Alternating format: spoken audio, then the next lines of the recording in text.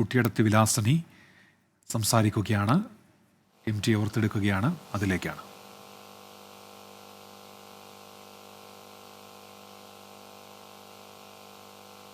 MTയുടെ സിനിമയിൽ അഭിനയിച്ചതാണ്.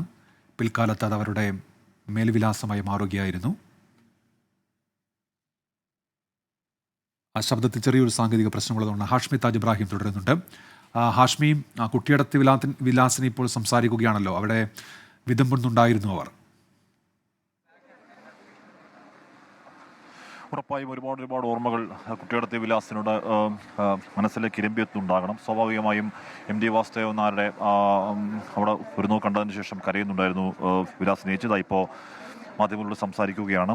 ഈ പറയുന്ന രീതിയിൽ അവരുടെ കുട്ടിയടത്തി എന്ന പേരിനോട് തന്നെ കടപ്പെട്ട രീതിയിൽ, അല്ലെങ്കിൽ ആ രീതിയിലുള്ള കുറേയധികം ഓർമ്മകൾ പങ്കുവെക്കുകയാണ്. അവിടെ പ്രേക്ഷകരെ കാണിച്ചു കൊടുക്കാൻ കഴിയും കുട്ടിയടത്തി വിലാസിനുള്ള വാക്കുകൾ ഇപ്പോൾ സമയത്തിനകം എന്നതാണ് നമുക്ക് അറിയാൻ കഴിയുന്നത്. ഒരുപാട് പേർ വരികയാണ്. ഉന്മേഷ്, ഇപ്പോഴും നമ്മൾ നേരത്തെ പറയുന്നത് പോലെ നൂറ് കണക്കിന് MT വാസുദേവൻ നായർ എന്ന് പറയുന്ന ഈ പറയുന്ന നേരത്തെ മധുസൂദൻ നായർ പറഞ്ഞതുപോലെ, പക്ഷേ സിനിമയിൽ ഞാൻ വെറും 0 ആയിരുന്നു. കുട്ടിയെഴുത്തി അഭിനയിച്ചതിന് ശേഷമാണ് ഞാൻ കുട്ടിയെഴുത്തി വിലാസിനി ആയത്. എൻ്റെ പേര് കോഴിക്കോട് വിലാസിനി എന്നായിരുന്നു അവരെല്ലാം പത്രത്തിലും നോട്ടീസിലും ഒക്കെ കൊടുത്തിരുന്നത്. ഈ സിനിമ ചെയ്തതിന് ശേഷം ഞാൻ കുട്ടിയെഴുത്തി വിലാസിനി കേരളം മൊത്തം അറിയും. അവിടെ മാത്രമല്ല, പുറത്തും അറിയും. വാസേട്ടൻ എനിക്ക് മറക്കാൻ കഴിയില്ല. വാസേട്ടൻ കോഴിക്കോടുള്ള കലാകാരന്മാരും കലാകാരികളും ഒക്കെ ചാൻസ് കൊടുത്തിട്ടുണ്ട്. ബാലകെ നായർ, കുതിരവട്ടം പപ്പു, കുഞ്ഞാണ്ടിയേട്ടൻ, അങ്ങനെ ഒരുപാട് ആളുകൾ ഈ സിനിമാ ഫീൽഡിലേക്ക് വാസേട്ടൻ കൊണ്ടുവന്നിട്ടുണ്ട്. എല്ലാവരെയും നല്ല രീതിയിൽ സംസാരിക്കുള്ളൂ. അധികം സംസാരം ഇല്ലല്ലോ, എങ്കിലും 1-2 വാക്കോ പറഞ്ഞ് വാസുവേട്ടനായിട്ട് അടുത്ത് കഴിഞ്ഞാൽ പിന്നെ അകലാൻ തോന്നില്ല. അത്രയ്ക്ക് നല്ലൊരു മനുഷ്യനായിരുന്നു ഞാൻ. വാസുവേട്ടൻ മരിക്കരുതെന്ന് ഞാൻ നേർച്ചകൾ നേർന്നു. മാഴിപ്പള്ളിയിലേക്കൊക്കെ മാതാവിന് മെഴുകുതിരി കത്തിക്കാൻ നേർച്ച നേർന്നു. വാസുവേട്ടൻ എപ്പോഴൊന്നും മരിക്കരുത്, ഒരു 10-100 വയസ്സ് വരെ കിടക്കണമെന്ന്. എന്നുവെച്ചാൽ എന്നെ ഇവിടെ കേരളം എന്നല്ല എല്ലായിടത്തും അറിയപ്പെടുന്നത് ഈ കുട്ടിയെഴുത്തിയായിട്ടാണല്ലോ. അതുകൊണ്ട് എനിക്ക് ബഹുമാനവും സ്നേഹവും ആരാധനയുമാണ്. വാസേട്ടൻ്റെ ശരിക്കുള്ള കഥയാണ് കുട്ടിയെഴുത്തി. വാസുവേട്ടൻ്റെ വേഷമാണ് ശാന്താദേവിയുടെ മോനാണ് വാസുട്ടിയായിട്ട് എൻ്റെ കൂടെ അഭിനയിച്ചത്. അത് വാസുവേട്ടനാണ്. അത് വാസുവേട്ടൻ്റെ ചെറിയമ്മയായിട്ട് അഭിനയിച്ച ആളാണ് കുട്ടിയെഴുത്തി. അവരുടെ ഒറിജിനൽ പേര് മാളൂട്ടി എന്നാണ്. അത് ആ വേഷം ഞാനാ ചെയ്തത്. എനിക്കെന്നെ അറിയില്ല. നാടകം കളിച്ചുകൊണ്ടിരുന്ന ഞാൻ ഇത്രയും പെട്ടെന്ന് വലിയൊരു പേരാവും. ലോകമൊട്ടുക്കെ തന്നെ പറയാം. അതിൽ പറയണോണ്ട് എനിക്കൊരു വിരോധമില്ല.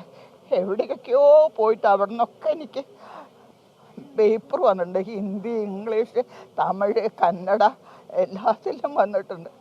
പത്രം അവിടെ നിന്ന് വന്നിട്ടുണ്ട്. അപ്പം ആ ഒരു ബഹുമാനവും സ്നേഹവും ഒക്കെയാണ് വാസുവേട്ടനായിട്ടുള്ളത് എനിക്ക്. അപ്പം പിന്നെ എനിക്ക് വാസുവേട്ടൻ ഇപ്പോഴൊന്നും പോവരുത് ഞാൻ ദൈവത്തിനോട് പ്രാർത്ഥിച്ചിരുന്നു. എനിക്ക് സഹിക്കാൻ വയ്യ. എനിക്ക് കുറേ പറയാണ്ട്, പക്ഷെ കുട്ടിയടത്ത് വിലാസിനി സംസാരിക്കുകയായിരുന്നു. സ്വന്തമായൊരു മേൽവിലാസം ഉണ്ടാക്കി കൊടുത്തത് കുട്ടിയടത്തി ആണ്.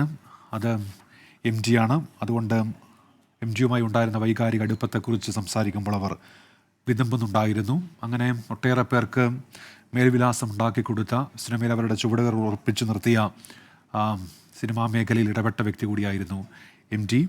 അദ്ദേഹത്തിൻ്റെ സാഹിത്യ സൃഷ്ടികൾ അങ്ങനെ പ്രഭാപൂരിതമായൊരു ഭാഗത്ത് അങ്ങനെ തന്നെ നിൽക്കുകയാണ്. ഒരു മഹാപ്രകാശത്തിൻ്റെ ഒരു ഭാഗം അത് മാഞ്ഞു പോകുമ്പോഴും അത് പൂർണ്ണമായി അങ്ങനെ മായുന്നില്ല എന്ന് നേരത്തെ പ്രൊഫസർ വി മധുസൂദനൻ നായർ അനുസ്മരിക്കുകയുണ്ടായി എം ടി. ഇപ്പോൾ എസ് വിജയകുമാർ കൂടി ചേരുന്നുണ്ട്.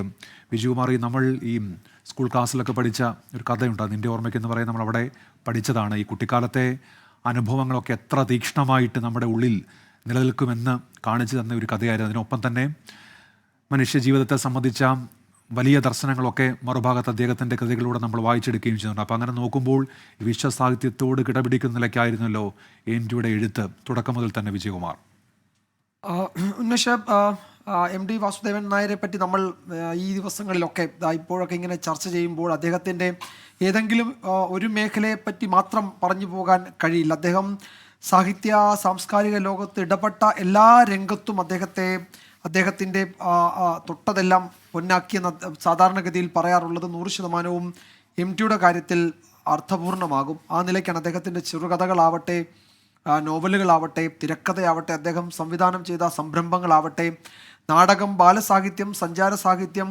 അദ്ദേഹം സിനിമയ്ക്ക് പാട്ടെഴുതിയിട്ടുണ്ട്, ഗാനരചയിതാവാണ് എന്ന് വേണ്ട അദ്ദേഹം ഇടപെട്ട മേഖലകളിലൊക്കെ അദ്ദേഹം ഒരു നല്ല പ്രാസംഗികനാണ്. അങ്ങനെ അദ്ദേഹം ഇടപെട്ട എല്ലാ മേഖലയിലും അദ്ദേഹത്തിൻ്റെ വ്യക്തിമുദ്ര പതിപ്പിച്ചു കടന്നുപോയ ഒരു ഇതിഹാസ തുല്യമായ ജീവിതമായിരുന്നു എം ടി വാസുദേവൻ നായരുടേത്. ഏതെങ്കിലും ഒരു മേഖലയിൽ മാത്രം അദ്ദേഹം ഇപ്പം നേരത്തെ ടി പത്മനാഭൻ അത് കൃത്യമായി പറയായിരുന്നു. ടി പത്മനാഭൻ അദ്ദേഹം മലയാളത്തിലെ എക്കാലത്തെയും സമുന്നതനായ ചെറുകഥാകൃത്താണ്. അപ്പോൾ അദ്ദേഹം പറയുന്നത്, ഞാൻ എൻ്റെ ചെറിയ എഴുത്തുമായി ഒതുങ്ങിക്കൂടുമ്പോൾ വാസു അങ്ങ് ഉയരങ്ങളിലേക്ക് പോവുകയായിരുന്നു. അദ്ദേഹം സിനിമയിലുണ്ടായിരുന്നു, തിരക്കഥ എഴുതി, സംവിധാനം ചെയ്തു, നോവൽ എഴുതി, ചെറുകഥ എഴുതി. ഏതാണ്ട് പതിറ്റാണ്ടുകൾ നീണ്ട അദ്ദേഹത്തിൻ്റെ എഴുത്തിൻ്റെ സപര്യയിൽ അദ്ദേഹം ഇടപെടാത്ത മേഖലകളൊന്നും ഉണ്ടായിരുന്നില്ല. അദ്ദേഹം തന്നെയുമല്ല, ഇതിനൊക്കെ അപ്പുറത്തേക്ക് അദ്ദേഹം നടത്തിയ ഒരു സാമൂഹ്യ ജീവി എന്ന നിലയിൽ നടത്തിയ സാമൂഹ്യ വിമർശനങ്ങൾ, അത് ഈ ഘട്ടത്തിൽ പലരും അതും ചൂണ്ടിക്കാട്ടുന്നുണ്ട്. അപ്പം നോട്ട് നിരോധനത്തെ പറ്റി എം ടി വാസുദേവൻ നായർ തുഗ്ലക്കിൻ്റെ പരിഷ്കാരം എന്ന് ചൂണ്ടിക്കാട്ടി നടത്തിയ വിമർശനങ്ങൾ യഥാർത്ഥത്തിൽ ആ സമയത്ത് കേന്ദ്ര സർക്കാരിനെതിരെ ഉയർന്ന അതിശക്തമായ വിമർശനമായിരുന്നു. രാഷ്ട്രീയ വിമർശനമോ അല്ലെങ്കിൽ സാമൂഹിക വിമർശനമോ ഒക്കെയായി അതിനെ കണക്കാക്കാം. അന്ന് അദ്ദേഹത്തെ എതിർത്തുകൊണ്ട് പലരും രംഗത്ത് വരികയും എം ടി വാസുദേവൻ നായരെ പിന്തുണച്ചുകൊണ്ട് പലരും രംഗത്ത് വരികയും ഒക്കെ ചെയ്തത് നമ്മൾ കണ്ടാണ്. അദ്ദേഹത്തിന് ആ ഘട്ടത്തിൽ പറയാൻ തോന്നിയ ഒരു കാര്യം അദ്ദേഹം വളരെ ആലോചനാപൂർണമായി ഒരു പരിസ്ഥിതിയിൽ അത് അവതരിപ്പിക്കുകയാണ് ചെയ്തത്. തുഗ്ലക്കിൻ്റെ പരിഷ്കാരം ജനങ്ങളെ ബുദ്ധിമുട്ടിച്ചു, നോട്ട് നിരോധനം എന്ന് അദ്ദേഹത്തിൻ്റെ അനുഭവത്തിൻ്റെ പശ്ചാത്തലത്തിൽ അദ്ദേഹം അത് പറയുകയായിരുന്നു. പക്ഷെ പിന്നീട് അധികാരം എന്നാൽ ആധിപത്യമോ സർവാധിപത്യമോ ആയി മാറി എന്ന് അദ്ദേഹം ഈ സമീപ നാളുകളിലാണ് അദ്ദേഹം മുഖ്യമന്ത്രി പിണറായി വിജയൻ ഉൾപ്പെടെ പങ്കെടുത്ത ലിറ്ററേച്ചർ ഫെസ്റ്റിവലിൻ്റെ പിണറായി ഉൾപ്പെടെ വേദിയിലിരിക്കുമ്പോഴാണ് അദ്ദേഹം ആ പരാമർശം നടത്തിയത്. വ്യക്തിപൂജാ കേന്ദ്രങ്ങളിലൊന്നും നമ്മൾ EMSനെ കണ്ടിട്ടില്ലല്ലോ എന്നും അദ്ദേഹം ആ പ്രസംഗത്തിൽ പറഞ്ഞു. വളരെ ദീർഘമായ പ്രസംഗത്തിൽ ഒരു കടുത്ത സാമൂഹ്യ വിമർശനം ആ പ്രസംഗം ഉണ്ടാക്കുകയും അത് വലിയ ചർച്ചയാവുകയും ഒക്കെ ചെയ്തതാണ്. അത് ആരെയൊക്കെ ഉദ്ദേശിച്ചാണ് അദ്ദേഹം അത് പറഞ്ഞത് എന്നതിനെപ്പറ്റി പല വേർഷനുകളും പിന്നീട് വന്നു. പക്ഷെ അദ്ദേഹം അതിൽ പറയാനുള്ളത് പറഞ്ഞു പോയി എന്നതിനപ്പുറത്തേക്ക് അത് ഞാൻ ഇന്നയാളെ ഉദ്ദേശിച്ച് പറഞ്ഞതാണ് എന്നൊന്നും പറഞ്ഞത് വീണ്ടും അതിൽ കൂടുതൽ ചർച്ചകൾക്കൊന്നും മുതിർന്നില്ല. അതാണ് ഞാൻ പറഞ്ഞ ഒരു സാമൂഹ്യ ജീവി എന്ന നിലയിൽ തൻ്റെ ചുറ്റുപാടുകളും നടക്കുന്ന സംഗതികളോട് എഴുത്തിൻ്റെ വഴിയിലൂടെ മാത്രമല്ല എം ടി വാസുദേവൻ നായർ എന്ന പ്രതിഭ പ്രതികരിച്ചിട്ടുള്ള അദ്ദേഹത്തിൻ്റെ വേദികളിൽ അദ്ദേഹത്തിന് പറയാൻ കിട്ടുന്ന ക്യാൻവാസുകളിലൊക്കെ അദ്ദേഹം അത് പ്രകടിപ്പിക്കുകയും ചെയ്തിട്ടുണ്ട്. ആ നിലയിൽ പ്രതികരിക്കേണ്ട സ്ഥലങ്ങളിലൊക്കെ അങ്ങനെയും അദ്ദേഹം പ്രതികരിച്ചിട്ടുണ്ട്. അദ്ദേഹത്തിൻ്റെ ചെറുകഥകളിൽ ഇപ്പോൾ എനിക്ക് തോന്നുന്നത് 59-ലോ 60-ലോ ആണ് ഈ കർക്കിടകം എന്ന പേരിൽ അദ്ദേഹത്തിൻ്റെ ചെറുകഥ പുറത്തു വരുന്നത്.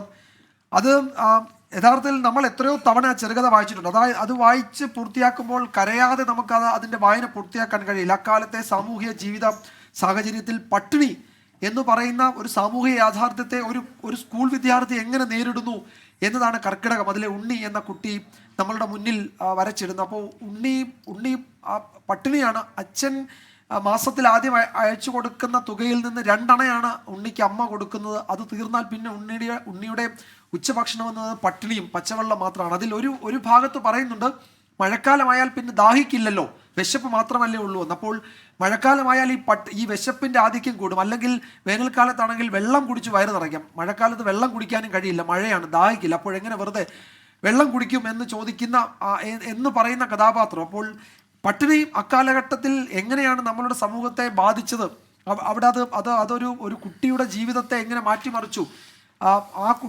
കുട്ടിയുടെ സാമൂഹ്യ യാഥാർത്ഥ്യം, സാമൂഹ്യ സാഹചര്യം എന്തായിരുന്നു എന്ന് നമ്മളുടെ മുന്നിൽ വരച്ചിരുന്നു. അപ്പോൾ കർക്കിടകം എന്നത് യഥാർത്ഥത്തിൽ അക്കാലത്തെ സമൂഹത്തിലെ പട്ടിണി അത് പ്രധാന കഥാപാത്രമായി വരുന്ന ചെറുകഥയാണ്. അപ്പോൾ അദ്ദേഹത്തിൻ്റെ ചെറുകഥകളൊക്കെ നാലുകെട്ട് ഇപ്പം ഒരു മഹത്തായ കൃതിയായി നമ്മളുടെ മുന്നിൽ നിൽക്കുമ്പോൾ അതും പറയുന്ന സാമൂഹിക യാഥാർത്ഥ്യം അദ്ദേഹത്തിൻ്റെ ജീവിതത്തിലുടനീളം ഈ മരുമക്കത്തായം എന്ന വ്യവസ്ഥിതി ഉണ്ടാക്കിയ പ്രശ്നങ്ങളെപ്പറ്റി ഒന്നിലധികം കൃതികളിൽ അദ്ദേഹം അത് വ്യക്തമാക്കിയിട്ടുണ്ട്. എനിക്ക് തോന്നുന്നു അദ്ദേഹം അതിനിരയാവുകയും കൂടി ചെയ്തിട്ടുണ്ടായിരുന്നു. അങ്ങനെ ആ നിലയിൽ അദ്ദേഹം അനുഭവിച്ച സാമൂഹിക യാഥാർത്ഥ്യങ്ങൾ തന്നെയായിരുന്നു അദ്ദേഹത്തിൻ്റെ കൃതികളിൽ കഥാപാത്രങ്ങളാവുകയും ചെയ്തു. അദ്ദേഹത്തിൻ്റെ നാട്ടിൽ അദ്ദേഹം കണ്ട, അദ്ദേഹത്തിൻ്റെ ജീവിതത്തിൽ അദ്ദേഹം അനുഭവിച്ച സാമൂഹിക യാഥാർത്ഥ്യങ്ങളും വസ്തുതകളും ഒക്കെ തന്നെയാണ് അദ്ദേഹത്തിൻ്റെ കൃതികളിൽ ഇടം പിടിക്കുകയും കഥാപാത്രമാവുകയും അതിൻ്റെ കഥാപരിസരമാവുകയും ചെയ്തത് അതുതന്നെയായിരുന്നു. അപ്പോൾ ചുറ്റുപാടുകളിൽ നിന്ന് ഊർജവും കഥകളും കഥാപാത്രങ്ങളും അദ്ദേഹത്തെ തേടിയെത്തുമായിരുന്നു. അതാണ് അദ്ദേഹത്തിൻ്റെ പുസ്തകങ്ങളിൽ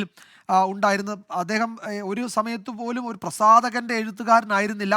ഓരോ കഥയും കൂടുതൽ മെച്ചപ്പെടുത്തുക, പ്രസാധകന് വേണ്ടി അദ്ദേഹം എഴുതിയിട്ടേ ഇല്ല, അദ്ദേഹത്തിൻ്റെ ആത്മസംതൃപ്തിക്ക് വേണ്ടിയാണ്. അപ്പോൾ എഴുതി ഒരു വായനയിൽ അതിൽ എന്തെങ്കിലും പോരായ്മയുണ്ടെന്ന് തോന്നിയാൽ പിന്നീട് അദ്ദേഹം അത് ഉപേക്ഷിക്കുകയാണ് പതിവ്. വീണ്ടും അത് മെച്ചപ്പെടുത്താൻ ശ്രമിച്ച് നടക്കുന്നില്ലെങ്കിൽ പിന്നീട് അദ്ദേഹം ആ കഥ അല്ലെങ്കിൽ അത് ഉപേക്ഷിച്ചു പോകും. അത് എങ്ങനെയെങ്കിലും കൊണ്ട് അവസാനിപ്പിച്ചത് പ്രസാധകന് കൊടുക്കുക എന്നത് അദ്ദേഹത്തിൻ്റെ രീതിയായിരുന്നില്ല. അതുകൊണ്ടാണ് പ്രസാധകൻ്റെ എഴുത്തുകാരനെ ആയിരുന്നില്ല MD, അത് അദ്ദേഹത്തിൻ്റെ മാത്രം എഴുത്തുകാരനായിരുന്നു.